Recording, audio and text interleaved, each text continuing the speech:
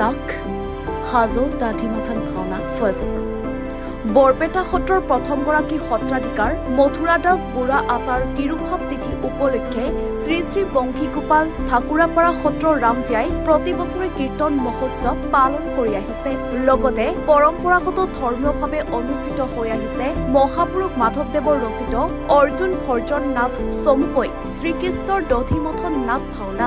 নিশাৰ ভাগতো দধিমথন নাট ভাওনা চাবলৈ লোকে লোকাৰণ্য পৰিৱেশ সত্ৰ প্ৰসংগত শ্ৰী শ্ৰী বংশীগোপাল ঠাকুৰাপাৰা সত্ৰ ৰামদিয়া শ্ৰীকৃষ্ণৰ দধিমথন নাট ভাওনাখন উজনিৰ পৰা নামনিলৈ চৰ্চিত এখন ভাওনা।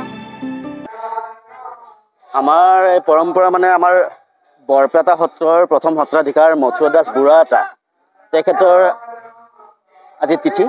তেখেতৰ তিথিত আমি প্ৰতি বছৰে বংশীগোপাল সত্ৰত আমি অনুষ্ঠান পৰিৱেশন কৰি আহিছোঁ মহাপুৰুষ মাধৱদেৱ ৰচিত অৰ্জুন ভৰ্জন নাট।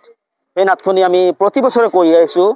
আমি নাজানো কেতিয়াৰ পৰা আৰম্ভ হৈছিলে, কিন্তু আমি জন্ম হোৱাৰ পৰা আমি জানিবৰ পৰা গম পাইছোঁ যে আমাৰ ইয়াত এখনি নাট হয় অৰ্জুন ভঞ্জন, আমি দধিমথন ভাওনা বুলি কওঁ। সেইখন আমি পৰিৱেশন কৰিলোঁ। বহুত উখল মাখল পৰিৱেশ। মই নিজে নন্দৰজাৰ ভাও কৰিছোঁ। কিন্তু আমি একত্ৰিত হৈ যি ভাওনাৰ আজি আমি কৰিছোঁ, আমাৰ যিটো একতাৰ দোল, এইটো আমাৰ সঁচাই শলাগ ল'বলগীয়া। আমাৰ যিটো একতাৰ এনাজৰী, আমাৰ মহাপুৰুষ শংকৰদেৱজনাই যিটো এনাজৰী বান্ধি থৈ গৈছিলে, আমি সেই একতাৰ এনাজৰীৰে আমি আজি সকলো মিলিত হৈ একত্ৰিত হৈ আমি ভাওনা ভাগ কৰিছোঁ। আমি বহুত আনন্দিত, আমি বহুত উৎফুল্লিত। মানে ভাওনা বুলি ক'বলৈ গ'লে উজনিতহে ভাওনা হয়, কিন্তু উজনিৰ পৰা নামনিলৈ আমি ব্যাপক প্ৰচাৰ হিচাপে এইটো অৰ্জুন ভঞ্জন নাটখন আমি প্ৰতি বছৰে কৰি আহিছোঁ। আমি আমাৰ আকৌ পৰৱৰ্তী চামলৈ এটি মই বাৰ্তা দিব খোজোঁ, যাতে ভৱিষ্যতে তেখেতসকলে ভাওনাৰ আজিৰ ক্ষেত্ৰত অকণমান গুৰুত্ব দিয়ে।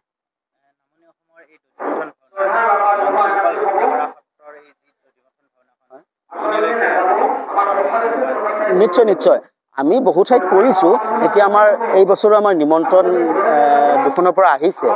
আমি চাওঁ কিমান দূৰ আমি চেষ্টা কৰোঁ। আমি গোলাঘাটৰ পৰা আহিছে নিমন্ত্ৰণ আমাৰ এই ভাওনাখনৰ কাৰণে। নিশ্চয় কৰিছোঁ, আমি বহুত কৰিছোঁ। হাজোৰ পৰা মৃদুল মজুমদাৰৰ ৰিপৰ্ট, এনি ভাৰত 24। অভিনয় কৰাৰ হেঁপাহ আপুনিও পঢ়ি ৰাখিছে নেকি? আপোনাৰ অভিনয় কৰাৰ অভিজ্ঞতা নাই? কোনো কথা নাই। আপোনাৰ বাবে আহিছে সোণালী সুযোগ।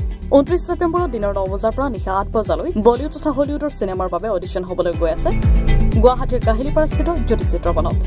5 বছৰ বয়সৰ পৰা 70 বছৰ ব্যক্তিয়ে কৰিব পাৰিব অংশগ্ৰহণ। পঞ্জীয়ন হ'ব বিনামূলীয়া।